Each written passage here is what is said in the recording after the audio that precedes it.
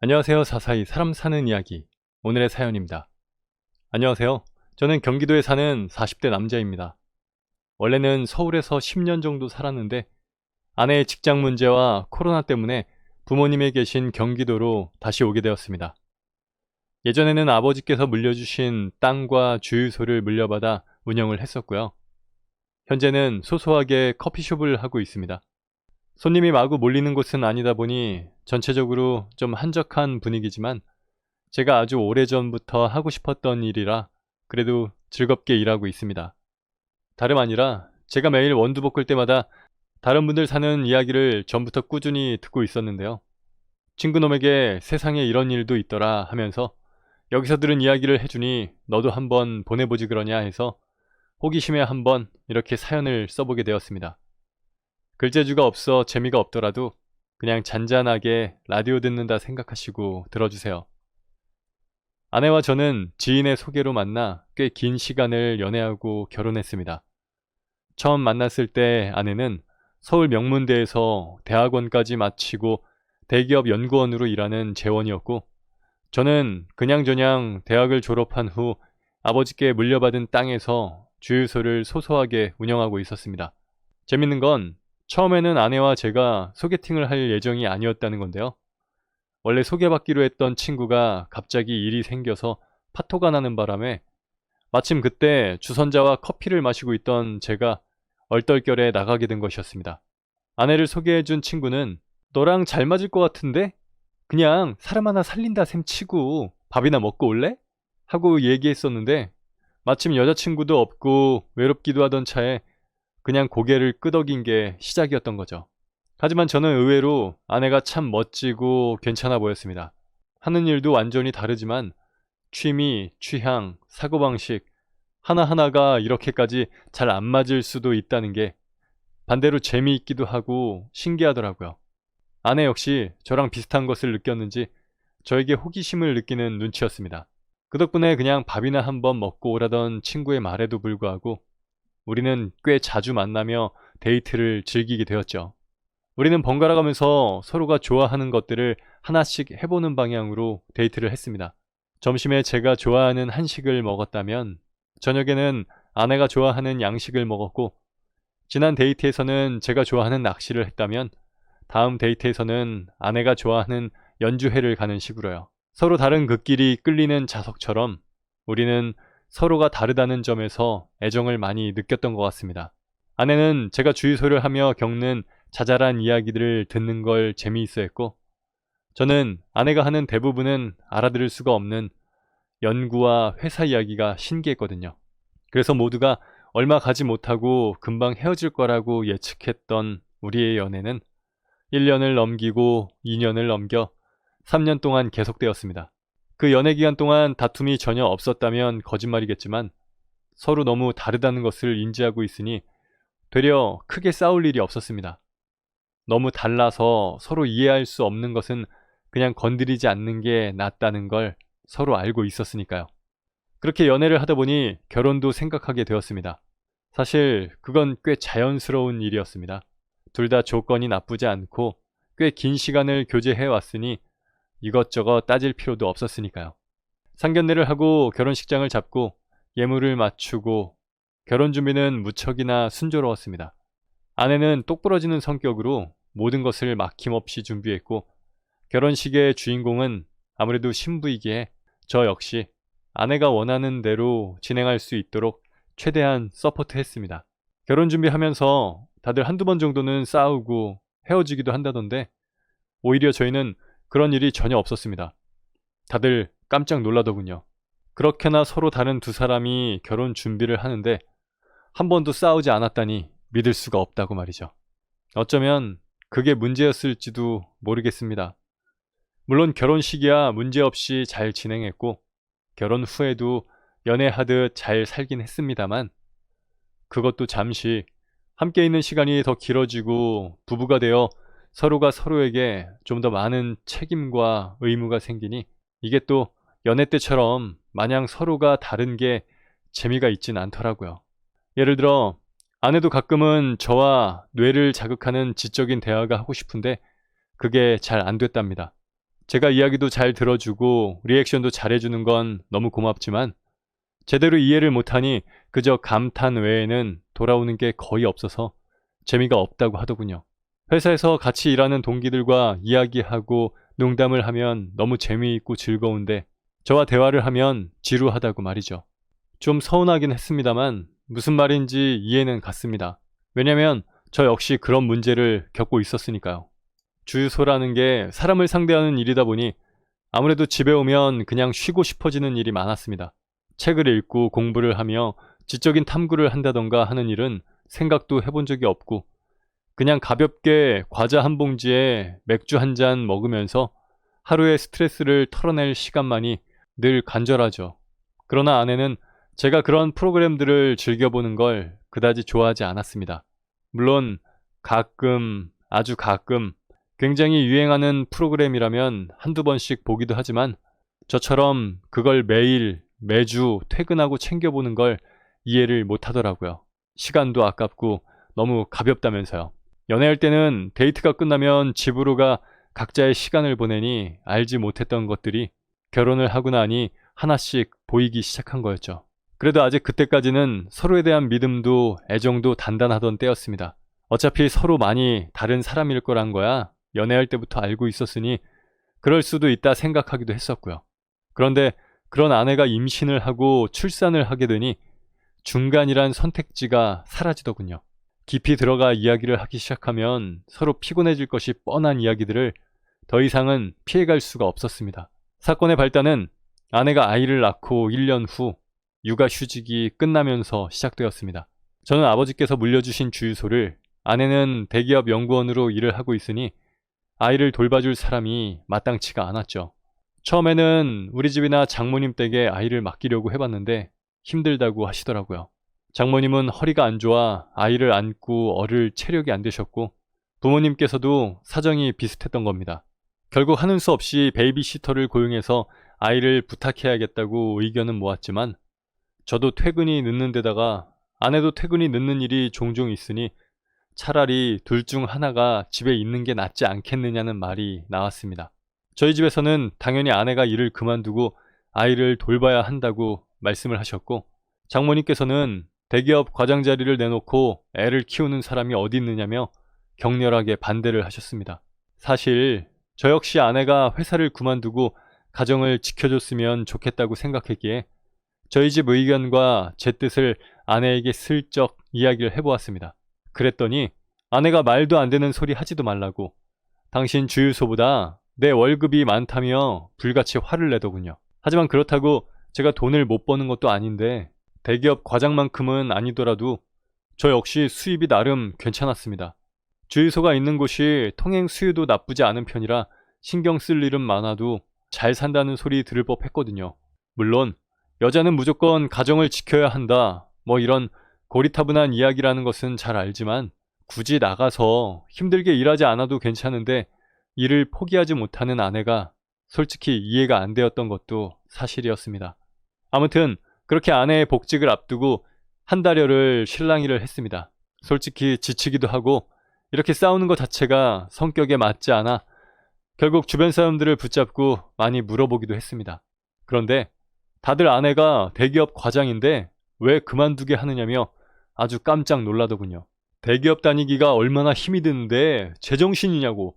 아이 주유소야. 그냥 일하는 사람 써서 네가 좀 일찍 들어와서 아이를 돌보면 되는 일 아니냐고요. 처음에는 제 생각이 옳다고 생각했는데 다들 아니라고 하니 내가 틀렸구나 하고 생각을 고쳐먹을 수밖에 없었습니다. 다만 이번에 아내가 복직을 하면 서울 쪽에 회사를 다녀야 하기 때문에 주유소는 그냥 정리를 하게 되었고요. 친구들 말대로 사람을 써서 계속 운영하는 방법도 있겠지만 그러면 이래저래 신경 쓸 일도 많아질 테고 어차피 집을 구하려면 돈이 필요했습니다. 일이 처음부터 그리 되려고 그랬는지 주유소는 금방 정리되었고 서울로의 이사 준비도 착착 진행이 되었습니다. 중간에 집을 사자는 저와 부동산이 떨어질 거라며 반대하는 아내 사이에 또 한 번 의견 다툼이 있었지만 결국 제가 다시 한번 양보를 했습니다. 이미 너무 오랫동안 논쟁을 벌인 탓에 더 이상 싸우고 싶지 않았고 그냥 하고 싶은 대로 하는 게 더 조용할 테니까요. 그렇게 서울로 올라와 아내는 다시 복직을 하고 저는 육아를 위해 당분간 집에서 살림을 돌보기로 했습니다. 처음에는 남자인 제가 주부가 되어 집안일을 한다는 게 영 어색하고 맞지 않은 옷을 입은 듯 불편하기도 했지만 생각보다 꽤 할만하더라고요. 무엇보다 아직 갓난쟁이인 아들 녀석이 커가는 모습을 가장 가까이에서 지켜볼 수 있다는 게 가장 기뻤습니다. 비록 부모님께서는 남자가 되어가지고 이게 지금 뭐 하는 거냐며 한숨을 푹푹 쉬셨지만 제가 가정을 지킨다는 것에 큰 불만은 없었습니다. 다만 그렇게 집안에서 밥하랴, 설거지하랴, 빨래하랴, 애 키우랴, 동분서주 하다 보니까 가뜩이나 세상 물정이 밝은 편은 아닌 제가 뭔가 더 고립이 되더라고요. 아내가 재테크다, 주식이다 하며 뉴스도 보고 가끔 이런저런 이야기도 하는데 그런 걸 볼 시간이 없으니 뭐라고 하는지 알아듣기도 힘들고요. 아내는 그런 제가 말이 안 통한다고 답답해했습니다. 매일 예능 같은 거나 보지 말고 경제나 정치에도 관심을 좀 가지고 보라고. 어떻게 이런 것도 모를 수가 있느냐며 짜증을 내기도 했고요. 솔직히 기분이 나쁘지 않았다면 거짓말입니다만 아내가 저보다 더 많이 배웠고 사회생활도 많이 하니 그럴 수 있다며 무던하게 넘겼습니다. 뱁새가 황새 따라가려면 가랑이가 찢어진다고 제가 이제 와서 어설프게 공부를 한다고 한들 아내의 눈에 찰 리도 없었고 제대로 잘 알지도 못하면서 재테크니 주식이니 하며 뛰어드는 위험성을 감수하고 싶지도 않았으니까요. 아내는 비록 제게 만족하지는 못했지만 자신의 삶을 충실히 즐기고 있는 듯 했습니다. 가끔은 주식에 성공했다며 기뻐하기도 하고 그러다가 실패를 하기도 했습니다. 그런 쪽으로는 제가 물정이 좀 어둡다 보니 저는 자산관리 대부분을 아내에게 맡겨둔 상태였습니다. 저보다 머리도 좋고 많이 배운 아내니까 그냥 은행에 넣어두고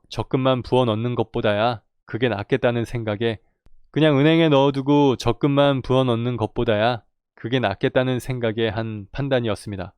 그런데 코로나가 터지면서 상황이 급변했습니다. 코로나 확진자가 폭증하면서 아내가 일하는 연구소에도 코로나 확진자가 나오게 된 것이었습니다. 다행히 PCR 검사에서 음성이 나왔지만 아내는 상당히 겁을 먹은 상태였습니다. 아내의 직업 특성상 재택근무로 하기에는 무리가 있는데 연구소에서 확진자가 나왔으니 혹시나 자신이 감염되면 저나 아이까지 감염이 되어 나쁜 일이 생길지도 모른다는 생각이 든 거죠. 아내는 최대한 재택근무를 하면서 코로나가 잠잠해지길 기다렸습니다. 하지만 코로나는 한 달이 지나고 두 달이 지나도 꺾일 줄을 몰랐고 해외에서도 확진자가 폭증하고 있다는 뉴스가 매일같이 흘러나왔습니다. 손발 잘 씻고 마스크 잘 쓰고 다니면 괜찮을 거다. 당신도 재택근무하고 있으니까 우린 안전하다고 안심을 시키려 해봤지만 별로 소용이 없더군요. 하긴 이해는 갔습니다. TV만 틀면 매일같이 코로나에 대한 뉴스가 나오고 그 뉴스라는 것이 하나같이 암울한 데다 그 당시 한국에서도 확진자가 폭증하면서 나라 안이 뒤숭숭했으니까요. 결국 아내는 고민 끝에 코로나가 끝날 때까지 최소한 잠잠할 때까지 최대한 휴직을 하기로 결정했습니다. 회사는 아내의 휴직을 흔쾌히 받아들였습니다. 알고 보니까 코로나 때문에 이래저래 어려움이 커서 회사에서도 코로나 휴직을 권유하기도 하고 실제로 휴직하는 사람들도 있다고 하더군요. 아무튼 유일한 수입원인 아내가 휴직을 한다고 하니 불안했지만 시국이 시국이다 보니 저는 묵묵히 아내의 뜻을 수용했습니다. 비록 아내가 혼자 벌어 생활을 해오긴 했어도 대기업 과장까지 하고 있으니 그간 저축한 돈도 꽤 있을 테고 괜찮지 않을까 생각을 했던 거였습니다. 그게 저의 심각한 오판이었다는 것을 뒤늦게서야 깨달았지만요. 회사를 휴직한 아내는 처음에는 여유로워 보였습니다. 아이를 돌보고 함께 음식을 해먹고 가끔 마스크를 끼고 산책도 하고 장도 보러 가는 등 예전에 연애할 때와 같은 공기가 온 집안에 감돌았습니다. 솔직히 그때는 그간의 간극이 이렇게 다시 회복되는구나, 우리에게 필요한 건 시간이었구나 생각했었습니다. 어쩌면 코로나 휴직을 선택한 게 잘한 것일지도 모르겠다. 이렇게 우리 사이가 다시 예전같이 회복이 되었으니 시기만 잘 버티면 예전보다 더 잘 지낼 수 있겠다. 뭐 이런 상상을 하면서요. 그런데 그것도 고작 며칠. 아내는 조금씩 자신의 서재에 틀어박혀 나오지 않는 날이 늘어갔습니다. 처음에는 혹시 뭔가 문제가 생겼나? 아니면 그냥 뭔가 일을 하는 건가 생각했습니다. 그런데 그렇다기엔 뭔가 좀, 아니, 많이 이상했습니다. 어떤 날은 화가 잔뜩 나 말도 하지 않는가 하면 또 어떤 날은 언제 그랬냐는 듯 기분이 좋고 정말이지 아내의 기분이 종잡을 수 없이 획획 변하더라고요. 결국 궁금함을 참다 못한 저는 밥을 먹으며 넌지시 물어보았습니다. 대체 서재에서 뭘 하느냐고 그랬더니 아내가 말하면 당신이 아느냐고, 당신도 나도 지금 일을 안 하고 있는데 누군가는 돈을 벌어야 하지 않겠느냐고 짜증을 냈습니다. 본래 이런 건 집에서 살림하는 사람이 하는 건데 당신이 아무것도 모르니까 결국 내가 하는 수밖에 없지 않느냐면서요. 자존심도 상하고 마음도 상하고 뭐라고 말을 하고 싶었지만 꾹 눌러 참았습니다. 본래 아내는 신경이 아주 예민하고 섬세한 사람이었습니다. 연애할 때도 변덕이 죽 끓듯 기분이 일변하는 일도 많았고 뭐든지 자신의 계획대로 되지 않으면 못 견디곤 했죠. 그러니까 지금 저러는 것도 그냥 뭔가 잘 안 돼서, 그래서 그게 입 밖으로 튀어나와 뾰족한 말을 하는 거였습니다. 본인 생각과는 다르게 사람을 대하는 게 퍽 서투른 면이 있었으니까요. 그런데 그런 아내의 성격이 결국은 아주 큰 사고를 치고 말았습니다. 조금씩 줄어가는 잔고에 조바심이 난 아내가 소자본으로 하던 거래를 금액을 키워 진행했고 그게 잘못되어 빚까지 지고 만 겁니다. 처음엔 그냥 주식이니까 가지고 있는 돈만 날린 거라고 생각을 했는데 리버스라고 해서 주식 가격이 내려가면 반대로 돈을 벌고 주식 가격이 올라가면 손실을 보는 곳에 회사 동료가 코로나로 점점 주식시장이 안 좋아질 거라며 지금이 기회라고 권유했다는 것에 저 모르게 대출까지 받아 투자를 했다고 합니다. 그래도 통장에 잔고가 적은 편이 아니었는데 어느새 그 돈은 온데간데 없고 결국 우리는 전세살이조차 유지하기 힘든 지경이 되고 말았습니다. 코로나로 주식 가격이 떨어지기는커녕 폭등해버렸으니 쏟아부은 돈의 절반 이상을 날렸다고 하더라고요. 엎친 데 덮친 격으로 부동산 가격이 올라 당장 다가오는 전세 연장을 하려면 전세 보증금을 올려줘야 하는데 말이죠. 참 기가 막힐 노릇이었지만 별 수 없었습니다. 차라리 내가 좀 더 그런 쪽으로 잘 알았다면 이 일을 막을 수 있을까 생각도 여러 번 들었지만 이미 다 엎질러진 일, 지금 와서 후회해봐야 무슨 소용이 있을까요? 하는 수 없이 우리는 전세를 빼고 그 돈으로 빚을 정리한 뒤 저희 부모님이 계시는 곳으로 갔습니다. 그 와중에 알게 된 건데 집값이 정말 많이 올랐더군요. 예전에 제가 서울로 올라올 때 조금 무리해도 집을 샀으면 지금 이 정도로 빈손으로 내려가는 일은 없었을 텐데 싶어 어찌나 황당하던지. 알고 보니까 아내도 자신이 전세를 얻자고 박박 우겼는데 집값이 많이 오르니 그게 억울하고 손해를 보는 것 같아 주식을 시작한 거였습니다. 그 이야기를 듣고 있는데 정말 그때는 아내가 이해가 안 돼서 미칠 것 같더라고요. 당연히 그게 속도 상하고 아깝기야 하겠지만 아니 그걸 그렇다고 이렇게까지 할 일인가 싶고, 아무튼 그렇게 자존심 강하고 매사에 자신감 넘치던 아내도 그 사단이 일어나고 나니 할 말이 없는지 조용히 제 뒤를 따랐습니다. 서울에서 경기도로 내려오면서 가만히 생각해보니까 아내가 하자는 대로 해서 뭐 하나 잘 된 게 없더군요. 공부를 그리도 많이 하고 사회생활도 많이 한 사람이 결국은 마이너스에 마이너스까지 치는 것을 보니 정말 세상이 쉽지는 않구나 싶으면서도 허망했습니다. 집으로 들어서는데 부모님께도 참 죄송하고 면목이 없었습니다. 아내 역시 죄인 마냥 고개를 푹 숙이고 제 뒤에 서 있는데 그게 또 괜히 짠해서 기분이 영 그렇더라고요. 다행히도 아버지 어머니께서는 타박 한마디 없이 잘 왔다며 저희를 반겨주셨습니다. 사람이 살다가 보면 돈이란 게 있다가도 없고 없다가도 있는 거라고, 하고 싶은 대로 해서 다 잘 되면 얼마나 좋겠느냐며 세상이 본래 그런 게 아니니 그냥 다 잊으라고, 후회해봐야 소용이 없다고 하시면서요. 당분간은 부모님이 지으시는 농사를 도우며 예전에 물려받았던 주유소 땅을 팔아 작은 가게라도 해보자 계획을 짰습니다. 시골이니 큰 돈은 못 벌겠지만 동네 장사라는 게 있으니까 그래도 크게 손해볼 일도 없을 테고 적은 돈이라도 아끼고 모아서 다시 시작하자는 심산이었습니다. 제가 계획을 말씀드리자 아버지 어머니께서도 찬성하시며 하고 싶은 대로 한번 해보라고 응원해 주셨습니다. 그저 가까운 곳에 저희 부부가 같이 살면서 그냥 좀 없어도 오손도손 살면 좋지 않겠느냐면서요. 그런데 땅을 팔아보려고 부동산에 가서 확인을 했더니 땅값이 정말 엄청나게 올랐더군요. 아니 이게 무슨 일인가 싶어 알아보니까 근처에 대형 쇼핑타운이 들어선다고 제가 가진 땅이 입지도 아주 좋아서 사겠다는 사람이 줄을 섰다고 합니다. 그러면서 그동안 연락 안 받으시고 전화 끊으시더니 진짜 잘 선택하신 거였다며 엄청 부러워하더군요.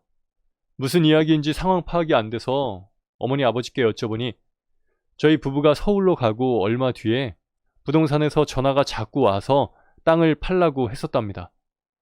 두 분께서는 부동산의 말에 그런 건 잘 모르고 우리 땅도 아니라고 말하고는 그동안 무작정 전화를 끊으셨고요. 중간에 대형 쇼핑타운이 들어선다 만다 하면서 소문이 들끓어서 땅값이 잠깐 출렁이기도 했었는데 지금은 다 제대로 완공까지 되어서 땅값이 그야말로 하늘 높은 줄을 모르고 치솟았답니다. 초기에 팔았으면 지금에 비해 엄청 손해를 봤을 텐데 그동안 묵히고 있던 게 신의 한 수였다면서요. 그리고 그게 자그마치 10수억 원이라고요. 정말 그 이야기를 듣는데 갑자기 손발이 어찌나 덜덜 떨리던지 아마 제 인생에서 좋은 의미로 가장 큰 충격을 받은 날이었을 겁니다. 무슨 정신으로 갔는지 하나도 기억은 안 나지만 아무튼 그 길로 당장 집으로 달려가 두 분께 말씀드리고 아내에게도 소식을 전했습니다. 내 식구 부둥켜 안고 울었다가 웃었다가 그야말로 환희의 도가니였죠. 땅을 정리하고 돈을 받아 무엇을 할까 고민하는데 정말 그 기분이란 말로 다할 수가 없었습니다. 두 분 집도 새로 편하게 지어드리고 작은 커피숍을 열어야지. 돈이 이만큼이나 있으니 사치만 하지 않으면 두 분 돌아가실 때까지 모시고 살아도 부족함이 없을 테고 내 아이에게도 물려줄 수 있겠지. 등등. 그런데 웬일인지 시간이 흐를수록 두 분의 얼굴에는 근심이 가득 차 보였습니다. 왜 그러시느냐 여쭤봐도 말씀도 없으시고 혹시 뭔가 문제가 있나 싶어 걱정하는데 아내가 그러더군요. 다시 서울로 돌아갈 거냐고요. 순간 이 사람이 다시 서울로 가서 복직을 하려고 그러나 싶어 왜 그러느냐 물었습니다. 그랬더니 서울로 올라가지 말고 여기서 살잡니다. 따지고 보면 어머님 아버님 덕에 당신이 이렇게 큰 돈을 벌었는데 여기서 그냥 집이나 하나 지어서 모시고 살면 어떻느냐고요. 그러면서 두 분이 우리가 이제 다시 서울로 올라가겠구나 하시면서 전전긍긍하고 계시다며 안심시켜 드리라고요. 아내에게 이런 면이 있었나 싶어 놀라 쳐다보니 아내가 그러더군요. 그동안 저를 무시해서 묻지도 않고 혼자 다 결정해서 미안하다고요. 그리고 그걸 전부 감싸주고 받아들여줘서 고맙다고. 그러니까 이제 내가 돌려줄 차례라고. 저는 아내를 한번 꽉 끌어안아 준 뒤 두 분께 달려가 서울로 올라가지 않을 거라고 말씀을 드렸습니다. 여기서 두 분 모시고 살 거라고. 아내가 먼저 그렇게 하자고 했다고. 참 먼 길을 돌아왔지만 그제야 모든 것이 제자리에 있는 기분이 들었습니다. 사랑이란 서로에게 딱 맞는 사람을 찾는 것이 아니라 서로에게 맞추어가는 과정을 함께 겪는 것이다란 말이 떠올랐습니다. 그야말로 저와 제 아내에게 딱 어울리는 말이 아닐 수 없었습니다. 제 이야기는 여기까지입니다. 감사합니다. 네, 오늘 사연은 여기까지입니다. 사람 사는 이야기, 채널 구독과 좋아요, 알람 설정 부탁드립니다. 감사합니다.